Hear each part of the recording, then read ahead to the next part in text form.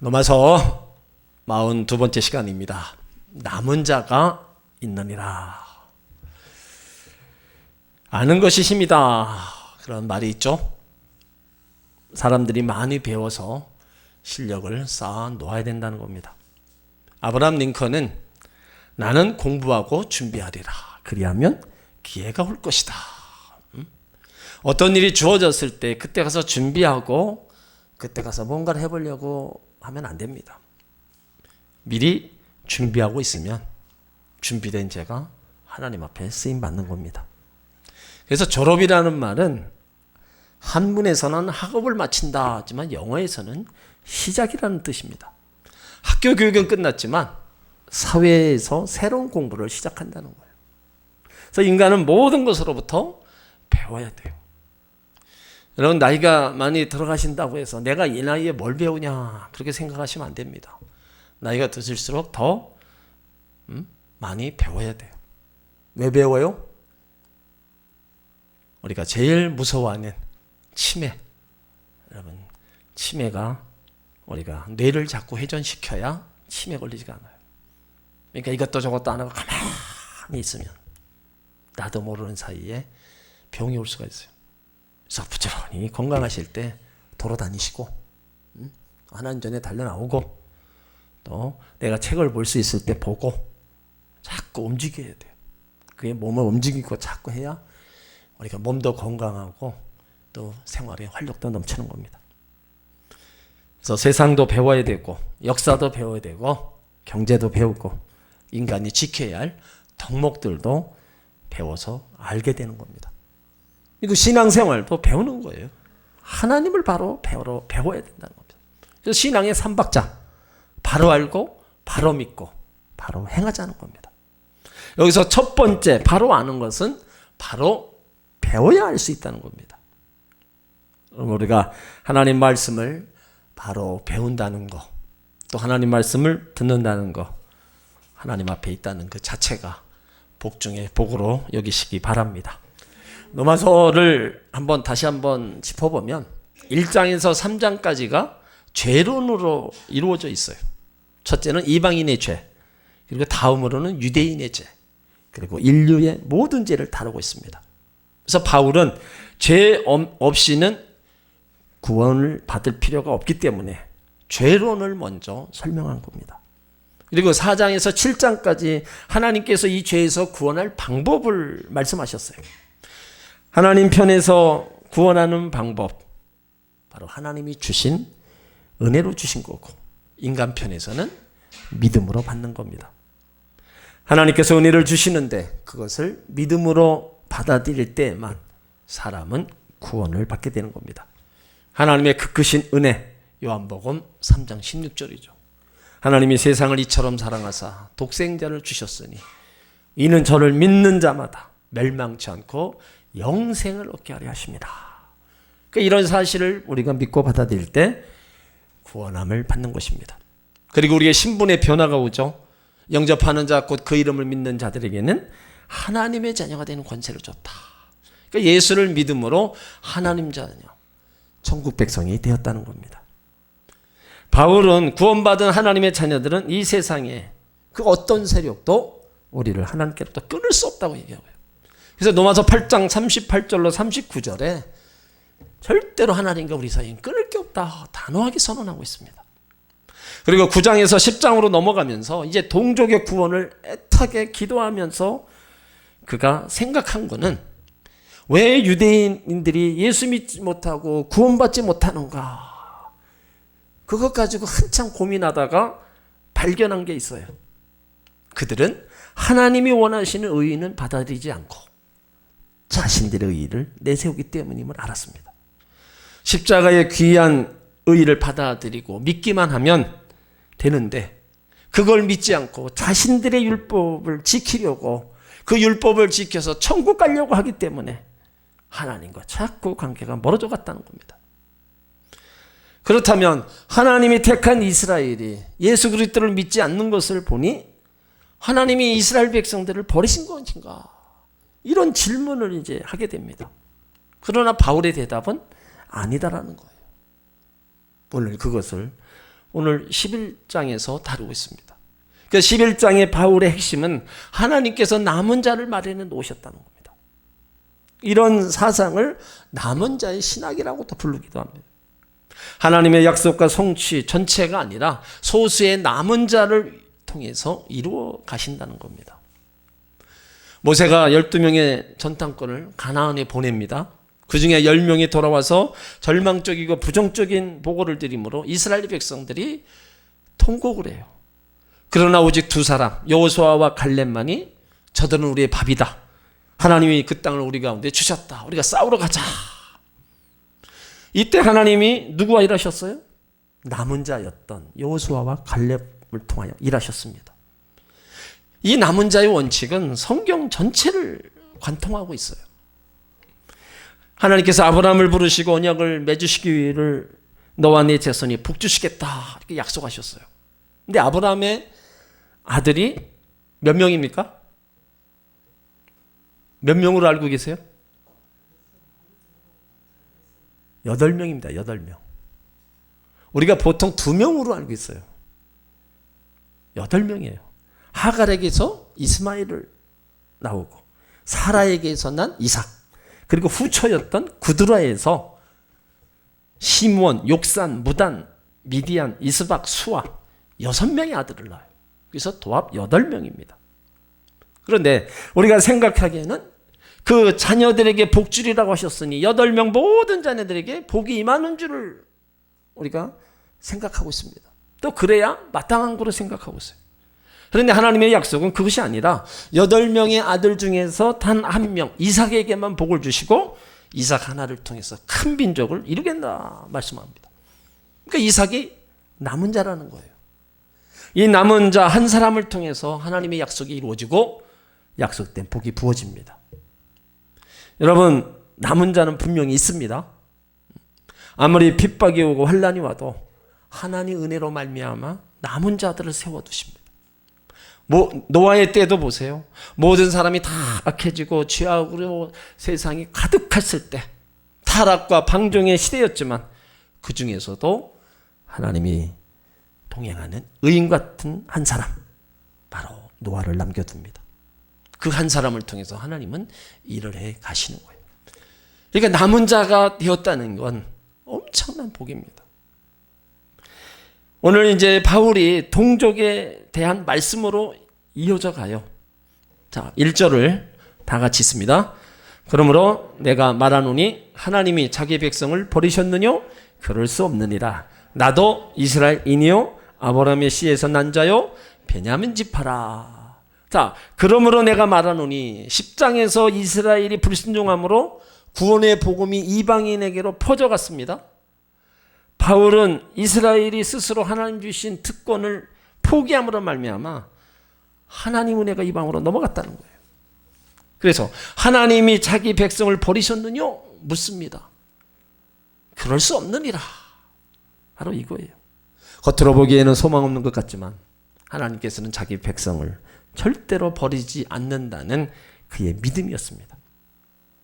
하나님은 택한 당신의 백성 절대로 버리지 않으십니다.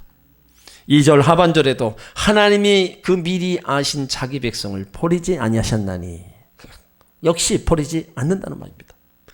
시편 27편 10절에 내 부모는 나를 버렸으나 여호와는 나를 영접하시리이다. 여러분, 자식 버리는 부모 많습니다. 버리다 못해 학대하고 죽이는 부모들 많아요. 어떻게 자기가 낳은 자식을 이렇게 할 수 있을까? 근데 말씀에는 내 부모는 나를 버렸다. 그러니까 자녀를 버리는 부모가 있다는 거예요. 그런데 하나님은 절대로 택한 백성을 버리지 않는다는 겁니다.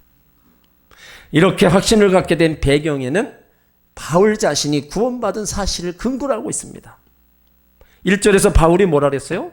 나도 이스라엘인이요 아브라함의 씨에서 난 자네요 베냐민 지파라는 겁니다. 그러니까 바울은 베냐민 지파를 자랑하고 있어요. 이스라엘에게 12지파가 있습니다. 그런데 솔로몬 아들 르호보암 때 남과 북으로 갈라졌어요. 북으로 10지파, 남으로 2지파가 남았습니다. 북으로 간 지파는 반역 지파고 남쪽에 남은 지파가 유다, 베냐민 지파였어요. 유다 지파는 자신이 왕으로 있었으니 남아 있었고 베냐민 지파는 반역을 하지 않고 남아 있었습니다. 그러니까 베냐민 지파는 양반 지파입니다. 한 번도 역적을 안 했어요. 그래서 지금 바울이 자신이 베냐민 지파인 것을 말하는 것은 혈통적으로 자신이 진짜 유대인임을 지금 얘기하고 있는 겁니다. 그렇기 때문에 바울이 한 일이 뭐예요? 유대기를 너무 신봉하니까 예수 믿는 사람들을 잡아다 오겨가지고 예수 믿는 사람들을 아주 다 몰살시키려고 그랬던 사람이잖아요. 그랬던 사람인데 하나님께서도 이 바울을 선택해 주셨다면 유대교 골수분자여 핍박자였던 자신을 하나님이 구원하신 것을 보면 아직 믿지 않고 거역하고 있는 이스라엘을 버리실 리가 없다는 이야기예요. 한마디로 아직 희망이 있다는 겁니다. 나 같은 사람도 하나님이 이렇게 버리지 않고 죄 백성 삼아 주셨는데 아직 남은 자들도 버리실 리가 없다. 그거예요. 사람의 관계성은 자기에게 좀 피해가 오면 바른 관계를 끊어버립니다. 이게 사람은 조속으로 변해요. 그래서 사람은 믿을 게 못 된다는 게 우리가 늘 하는 말이에요. 그러나 하나님은 절대로 변하지 않습니다. 아브라함을 통해서 하나님 백성으로 뽑아준 이스라엘 백성들이 하나님을 대적하고 거역했다 할지라도 하나님의 공의는 절대로 흔들리지 않는 것을 오늘 바울이 1절에서 말하고 있어요. 그러므로 내가 말하노니 하나님이 자기 백성을 버리셨느냐? 그럴 수 없다. 나 같은 사람도 하나님이 구원하셨다. 죄 백성 삼으셨다. 그러니까 이스라엘 아직 완전히 버리신 게 아니다. 그것을 지금 확실하게 단언하고 있어요. 자, 2절을 읽습니다. 하나님이 그 미리 아신 자기 백성을 버리지 아니하셨나니 저희가 성경이 엘리야를 가리켜 말한 것을 알지 못하느냐? 저가 이스라엘 하나님께 송사하되 하나님이 그 미리 아신 자기 백성을 버리지 아니하셨다. 하나님이 자기 백성 절대로 버리지 않는다. 사무엘상 12장 22절에도 여호와께서는 너희로 자기 백성 삼으신 것을 기뻐하신 고로 그 크신 이름을 인하여 자기 백성을 버리지 아니하실 것이요. 자, 요한복음 10장 찾아보세요. 요한복음 10장 28절로 29절. 하나님이 그 자기 백성을 얼마나 생각하시는지 친히 말씀으로 우리 가운데 일러주고 계십니다. 요한복음 10장 28절로 29절. 자, 같이 있습니다. 내가 너희에게 영생을 주노니 영원히 멸망치 아니할 터요 또 저희를 내 손에서 빼앗을 자가 없느니라. 저희를 주신 내 아버지는 만유보다 크심에 아무도 아버지의 손에서 빼앗을 수 없느니라. 여러분, 우리가 하나님 백성 되고 하나님 자녀 되면 이와 같은 하나님의 은혜가 있다는 거예요. 너에게 영생을 주노니 영원히 멸망치 아니할 터고 저희를 내 손에서 빼앗을 자가 없다. 그 누구도 빼앗을 자가 없어요. 저희를 내게 주신 아버지는 누구보다 커요? 만유보다 크시네. 아무도 아버지 손에서 빼앗을 수 없느니라. 그러니까 하나님께서는 한 번도 택한 백성을 결코 버리지 않아요. 소돔과 고모라 성에서 한 번 택한 롯을요 구원해 주셨습니다. 노아의 때 죄악의 온 세상을 오염시킬 때 하나님께 택함 받은 노아가 그의 8식구 40주야 홍수에서 가운데서도 건져주셨어요. 여리고 성이 함락될 때 하나님은 나압의 온 집안 식구들을 머리카락 상하지 않도록 보호해 주셨습니다. 오늘 이 자리는 바로 택함 받은 백성들이 모인 자리입니다. 성도는요 구별하여 불러낸 자라요. 어떻게 구별했어요? 죄에서 사망에서 구별했습니다. 아직도 우리가 모르는 하나님의 택함 받은 백성들이 많이 있습니다. 하나님은 자기 백성을 절대로 사단에게 내어주지 않습니다. 택함 받은 자 할지라도 이제 돌아온 자가 있고 돌아오지 않는 자가 있어요. 우편강도는 죽음 직전에 불러주셨습니다. 지금 세상에서 하나님을 잃어버리고 무시해버리고 살아가는 사람들 가운데 주님의 택한 백성 분명히 있고 또 하나님 앞에 돌아올 날이 분명히 있다는 겁니다. 그래서 예수님이 자신의 택한 백성을 위해서 우리를 기도시키고 전도시키고 지금 복음 전하라고 우리가 한데 말씀해 주고 있는 거예요. 그러니까 전도는 이 택한 자를 찾는 겁니다. 그래서 우리가 택한 자의 누군지를 모르지만 복음 전할 때 그가 듣고 돌아오면 하나님이 그 사람을 택해서 하나님이 부르신 자구나. 근데 우리가 전도할 때 우리가 복음 전할 때 전혀 거기에 대해서 반응 없고 거기를 물리쳐 나가는 사람은, 그래서 전도할 때 절대로 싸우지 말라는 겁니다. 내 얘기를 듣든지 안 듣든지 그 사람이 무슨 얘기를 하든지 그 사람하고 싸우고 그러면 결국 손해보는 건 우리고 하나님 영광 가리는 거예요. 그래서 복음 전해서 한번 안 들으면 그냥 돌아서요. 예수님도 전도하다가 그 집에서 받아들이지 않으면 먼지를 털고 나오라 그랬어요. 제일 여러분 그거 유념하셔야 돼요.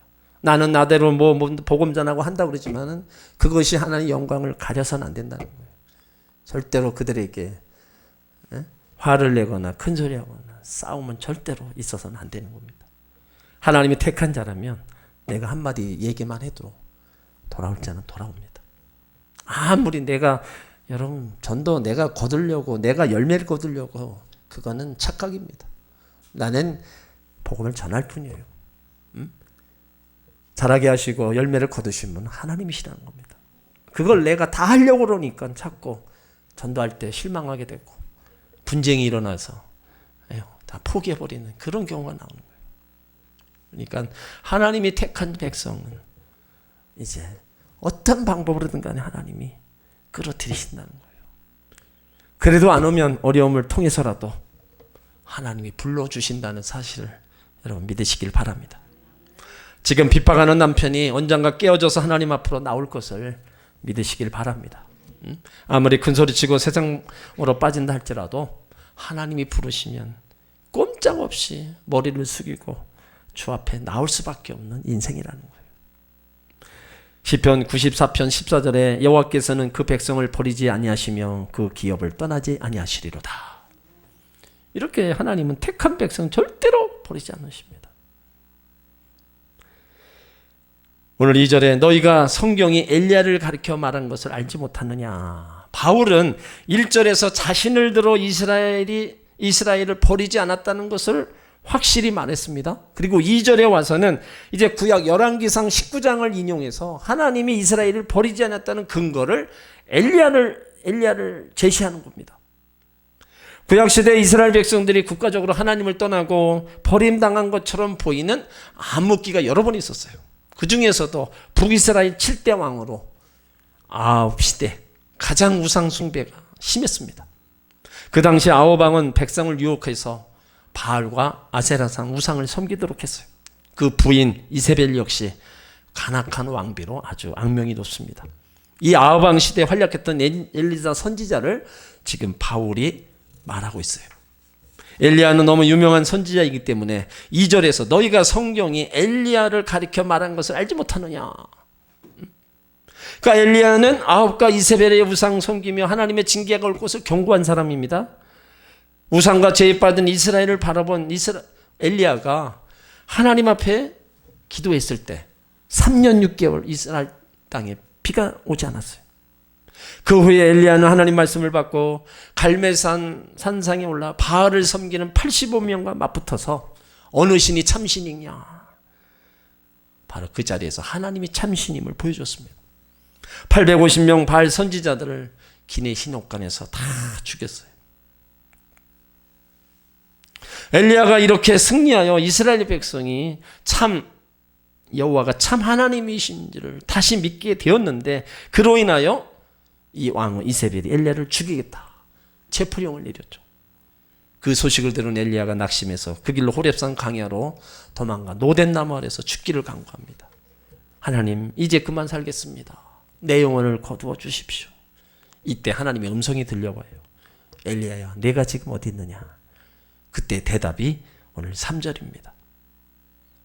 3절을 읽습니다. 주여 저희가 주의 선지자들을 죽였으며 주의 제단들을 헐어버렸고 나만 남았는데 내 목숨도 찾나이다. 2절에 이어 연결되는 구조로서 엘리야야 내가 어찌하여 여기 있느냐고 할 때 엘리야가 이스라엘 하나님 앞에 송사하는 말입니다. 근데 이 말씀이 열왕기상 19장 10절을 인용한 말씀이에요. 자, 열왕기상 19장 10절을 보세요.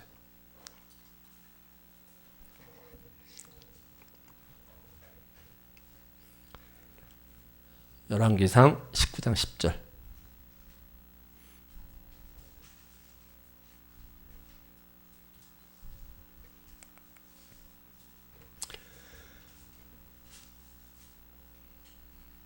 자, 같이 했습니다. 저가 대답하되 내가 만군의 하나님 여호와를 위하여 열심히 득심하오니 이는 이스라엘 자손이 주의 언약을 버리고 주의 단을 헐며 칼로 주의 선지자들을 죽였음이오며 오직 나만 남았거늘 저희가 내 생명을 취하려 하나이다. 이 말씀을 지금 인용해서 3절에 기록한 거예요. 그러니까 엘리야 생각에 하나님을 섬기는 충성된 자들은 다 죽임을 당하고 자기 혼자만 남은 줄 알았어요. 하나님께서 전 이스라엘을 버리신 줄 알았습니다. 그 절망 속에 엘리야는 이제 끝장이다 낙심하고 있는 거예요. 그때 하나님이 하신 말씀이 바알 우상 앞에 무릎을 꿇지 아니한 7,000명을 남겨두었으니까 용기를 내라 힘을 주는 겁니다. 그 말씀이 4절이에요. 자, 4절을 읽습니다. 저에게 하신 대답이 무엇이뇨? 내가 나를 위하여 바알에게 무릎 꿇지 않은 사람 7,000을 남겨두었다 하셨다. 자, 이 말씀은 엘리야 호소에 대한 하나님의 응답입니다. 엘리야 눈에는 이스라엘 백성이 몽땅 우상 숭배에 빠진 것처럼 보였지만 그게 아니었어요. 바알에게 입맞추지 아니한 바알에게 무릎을 꿇지 아니한 경건한 사람 몇 명입니까? 7,000명을 하나님이 남겨놓으셨다는 거예요. 그러니까 이스라엘 백성이 하나님을 다 떠나도 7,000명의 충실한 성도들이 있다는 겁니다. 이스라엘 전체가 부패하고 우상숭배에 빠졌을 때도 하나님은 그 안에 7,000명의 참 성도를 구별해 놓으셨다는 거예요. 7,000명이 신앙의 구루터기입니다. 이 택함받은 소수의 무리가 생명이에요. 이 소수가 생명을 다할 때 세상은 달라지는 겁니다. 하나님은 적은 소수의 사람을 통해서 큰 일을 감당하게 하십니다. 기드온의 300명 용사가 메뚜기 같은 미디안 군대를 격침시켰어요. 하나님은 적은 수를 사용하신다는 거예요. 누가복음 12장 32절에 적은 무리요 무서워 말라 너희 아버지께서 그 나라를 너희에게 주시기를 기뻐하시느니라.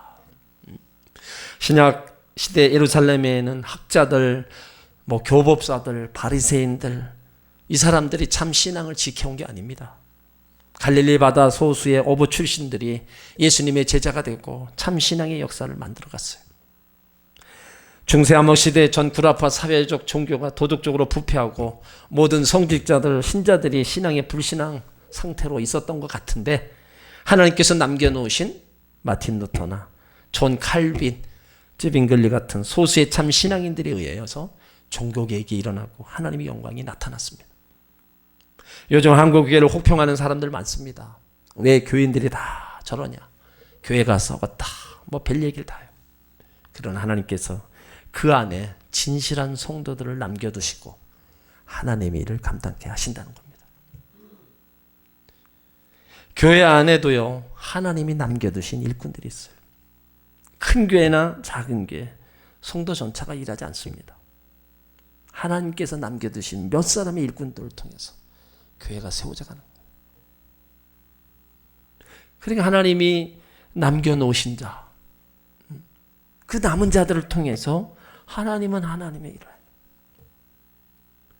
소돔과 고모라 성이 의인 10명이 있었으면 멸망을 당하지 않았을 겁니다.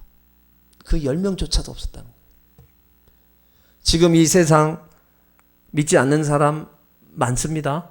또 믿는 자 중에 온전한 신앙생활을 하는 자 또 없어요. 많지 않습니다. 그게 중요한 게 아니고 하나님은 항상 보실 때 남은 자, 의인을 보시는 겁니다. 그 많은 사람 하나님 상관없어요. 관심 없습니다.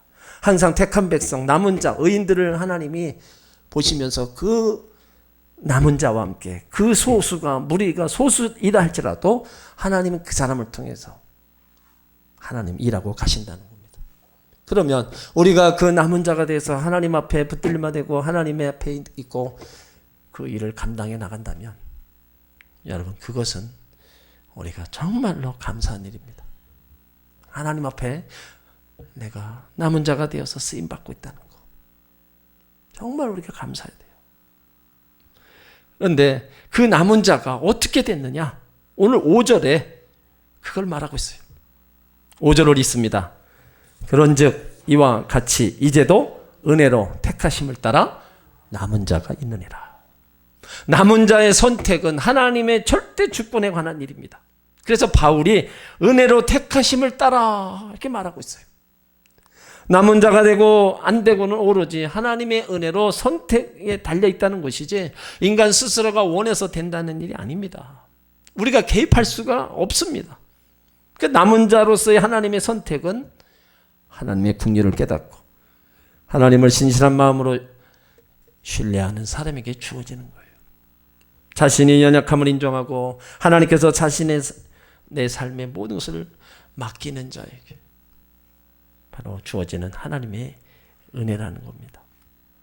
마음이 완악하여 예수 그리스도를 영접지 않고 세상 주권이 하나님께 있음을 인정하지 않는 사람들, 결코 남은 자나라는 하나님의 은혜가 주어지지 않습니다.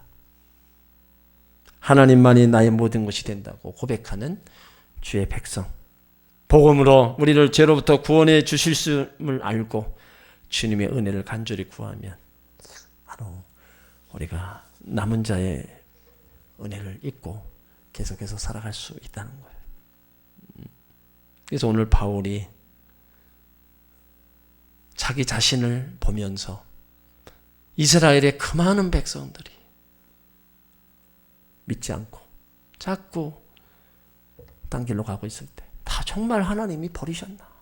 저 백성들 다 버리셨나? 근데 자신을 보니까 나도 유대인이었는데 내 자신을 보니까 하나님은 나를 이렇게 택했다는 거예요. 그러면 이스라엘을 다 버리신 게 아니라는 거예요.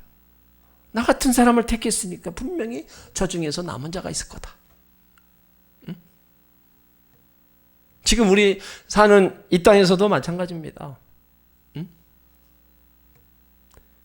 아직 돌아오지 않은 남은 자가 있어요. 그 남은 자를 하나님이 이제 찾으신다는 거죠. 우리가 먼저 하나님께 돌아와서 하나님 백성 돼서 지금 남은 자로서 저 앞에 있고 이제 돌아와야 될 남은 자들, 그 사람들 우리는 찾아내고 저 앞에 인도해 나가야 된다는 겁니다.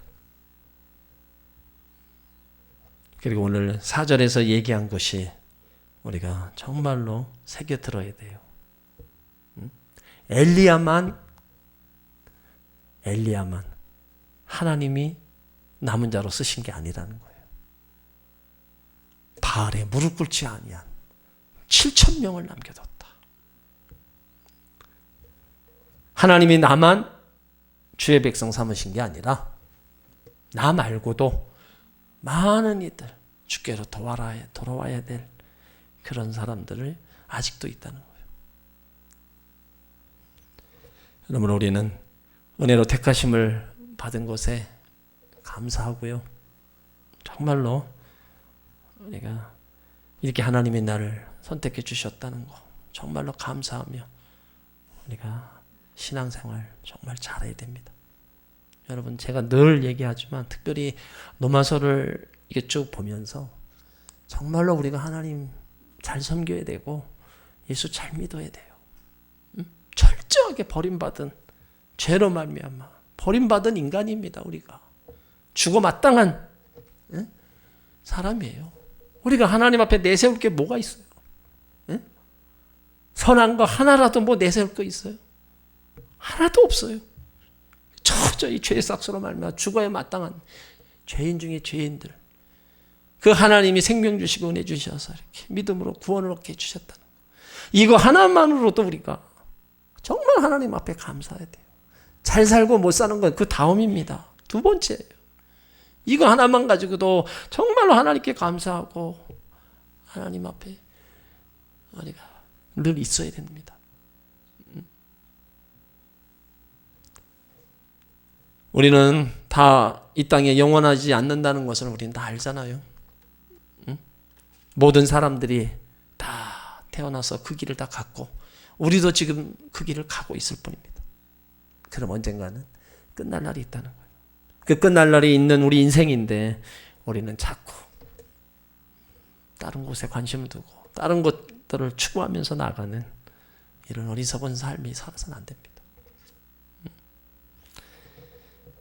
은혜로 택하심을 따라 남은 자, 이거는 하나님이 주신 바로 귀한 축복이고 은혜인 것입니다.